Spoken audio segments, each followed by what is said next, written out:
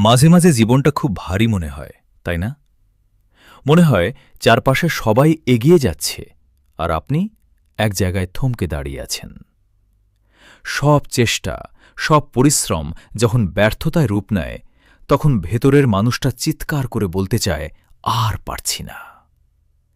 নেতিবাচক চিন্তাগুলো যখন মাথায় ভিড় করে, তখন মনে হয় এবার বোধহয় গল্পটা এখানেই শেষ। কিন্তু আসলেই কি শেষ? না, গল্পটা শেষ নয়। এই যে আপনার ভেতরের কষ্ট, এই যে অবহেলা আর হার মেনে নেওয়ার গ্লানি, এটাই আপনার শেষ পরিচয় নয়। মনে রাখবেন, কয়লা যত বেশি চাপ সহ্য করে, তত দ্রুত তা হীরায় রূপান্তরিত হয়। আজ যারা আপনাকে দেখে হাসছে কিংবা আপনার নীরবতাকে আপনার দুর্বলতা ভাবছে, তাদের কোনো দোষ নেই। তারা শুধু আপনার আজকের দিনটা দেখছে।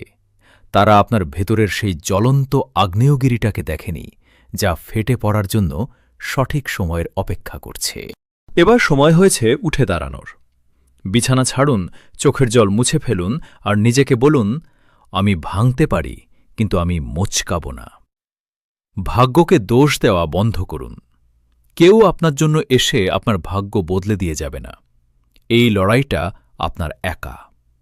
পথটা কঠিন, হয়তো চড়াই উতরাইয়ে ভরা, কিন্তু আপনার ভেতরের জেদ যদি অদম্য হয়, তবে পৃথিবীর কোনো শক্তি আপনাকে থামিয়ে রাখতে পারবে না। প্রতিটা আঘাতকে আপনার শক্তি বানান। প্রতিটা নাকে আপনার সফলতার সিঁড়ি বানান। আজ থেকে অলসতাকে বিদায় দিয়ে প্রতিটা সেকেন্ডকে কাজে লাগান। মনে রাখবেন, ঝড় সবসময় ধ্বংস করতে আসে না, মাঝে মাঝে পথ পরিষ্কার করতেও আসে। ইতিহাস তারাই লেখে যারা হার মানতে ভুলে যায়। আপনার আজকের এই কঠিন পথটাই কাল আপনাকে আপনার গন্তব্যে নিয়ে যাবে। কারণ আপনি সাধারণ নন, আপনি এক অদম্য যাত্রী, আর আপনার এই যাত্রা কখনোই থামবে না। চলুন, শুরু হোক এক নতুন পথ চলা, এক অদম্য যাত্রা।